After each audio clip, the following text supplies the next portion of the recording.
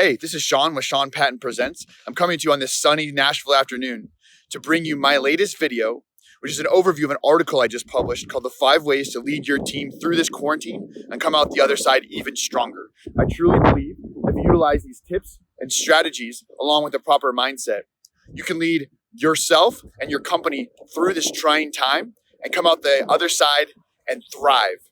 If this sounds like something that would interest you, check out this video.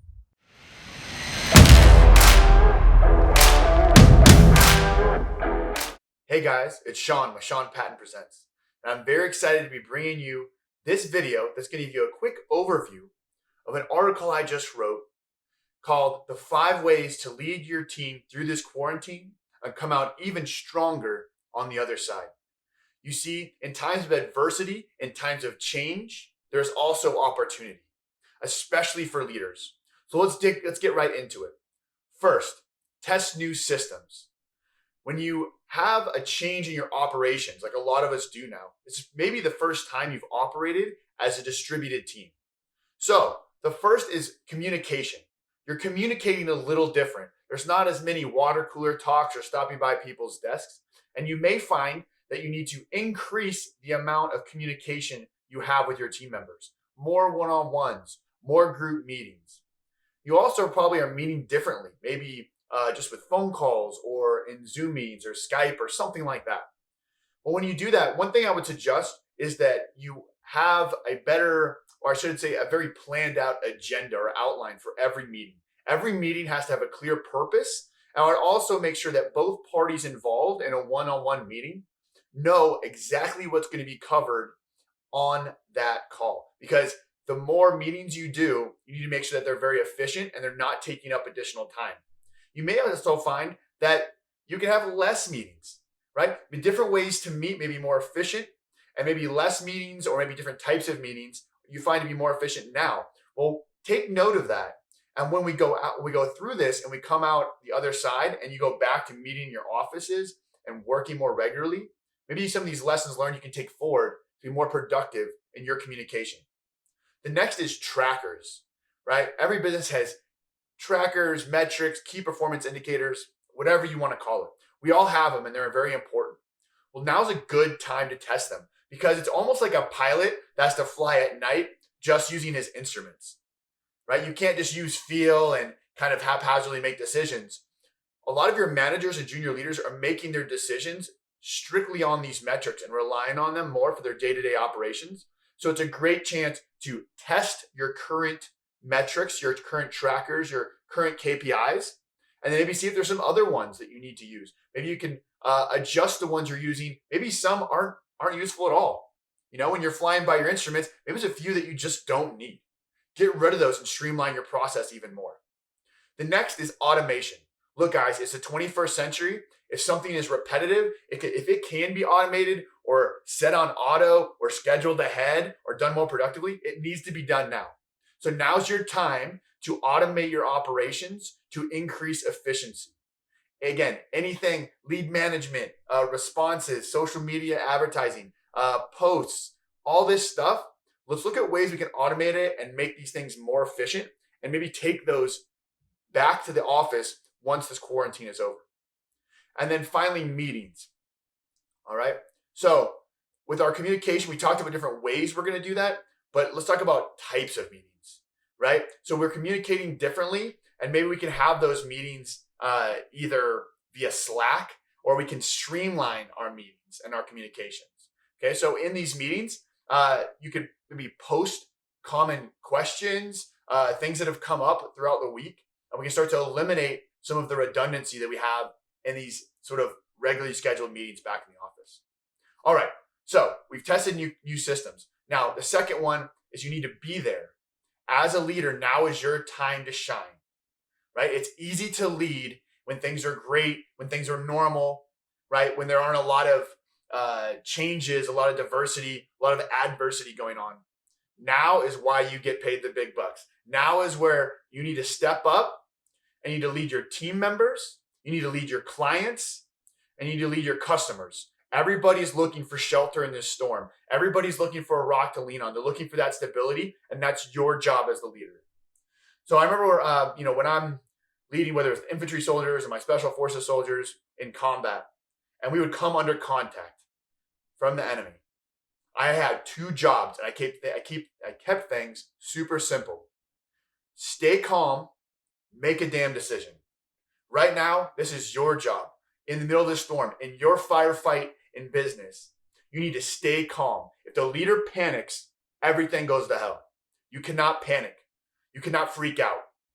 In the privacy of your own home, not away from your team members, away from everybody else. If you need a quick cry, if you need to, let everything flow out and, speak to your significant other, whoever, and get it all out, do that. But when you're in front of your team and when it's time to get to business, you stay calm, you stay focused, and you let them know that you have a plan. Now, that doesn't mean that you take this plan and you rush to decisions and make mistakes. There's no rush here.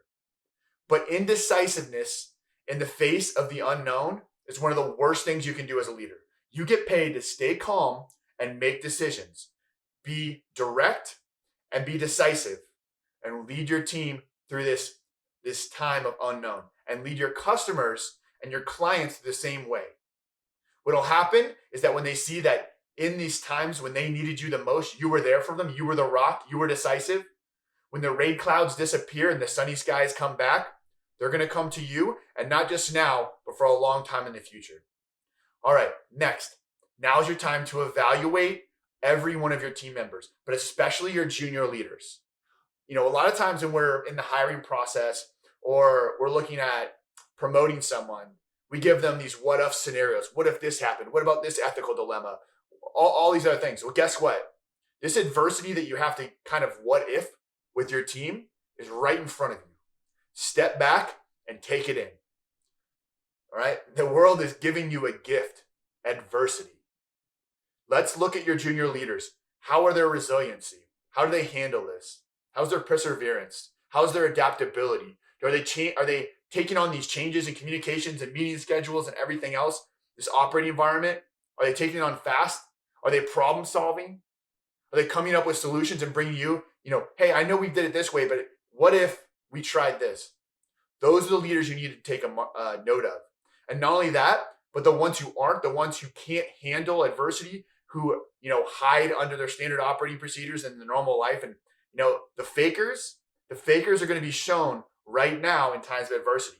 Let's see who's real. Let's see who has potential. And let's get them in the pipeline to be promoted when this is all over. Number 4, double down on exposure. Right now, there's a lot of uncertainty in the market, which means companies are holding back. They're tightening their belt. Maybe they're not spending as much online or on social marketing. So guess what? Not only do you have a audience that is at home more, that is online more, that's on their phone more, that's streaming more, that's watching more TV. They're ready, they're willing to take in information, they're willing to take in your messaging, and it's cheaper to do that. Double down on marketing. Don't pull back, go get your audience. And not only that, but some estimates show that we need up to 40 touches, marketing touches, to convert a customer right now because how saturated, oversaturated the messaging market is. Now is your time to get those touches in quick and cheap when your competitors are sitting on the bench. Go get them. The customers are waiting for you. And when this is all clear, they're coming and they're going to be loyal customers because they saw that you are resilient and strong and decisive. Finally, now is the time to be strategic and evaluate the not urgent but important aspects of ourself and our business. So what do I mean by that? A lot of times we're to-do list warriors, right? What do we need to do today? Check it off, check it off, check it off. Oh, what calls do I need to make? What emails do I need to send? What meetings do I have? But right now you're in isolation. When I was in Special Forces, when we would plan a major mission, we would go into an isolation facility with no outside contact. We would stay there for 4 days straight. You'd be amazed at the amount of work 12 of us could get done with 4 days with no distractions, 100% focused on mission. Now is your turn in the isolation facility. Get set, sit down, turn off the phone, turn off distractions, and take an empty notebook and write down what's important to you.